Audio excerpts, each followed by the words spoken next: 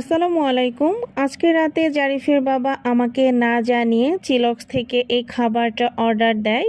তো খাবারটা বাসায় আসতে আসতে প্রায় 11:40-এর মতো বেজে যায়। তো জারিফের বাবা জারিফকে নিয়ে তখন একটু নিচে যাচ্ছিল। তো আমি বলছিলাম যে নিচে যাচ্ছ কেন?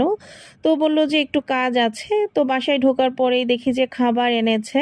তো আমি তো এটা দেখে খুবই সারপ্রাইজড হয়েছি এবং জারিফের বাবাকে বলতেছিলাম যে তুমি তো এটা কখনোই খাওনি, তো আন্দাজে যে অর্ডার করলা খেতে কেমন না কেমন হবে। তো আমাকে বলতেছিল যে ছবি দেখে মনে হচ্ছিল যে খাবারটা অনেক মজা হবে, আর এমনিতেও চিলক্সের খাবার আমাদের কাছে বেশ ভালোই লাগে। তো এটা ছিল চিলক্সের একটা ফ্রাইড রাইস বোল, উপরে একটা ডিম পোচ ছিল, তার নিচে ছিল চিকেন কারি টাইপের, আর তার নিচে ছিল হচ্ছে গিয়ে ফ্রাইড রাইস। তো খাবারটা আমাদের কাছে অনেক অনেক মজা লেগেছে, একদমই ভিন্ন স্বাদের একটা ফ্রাইড রাইস।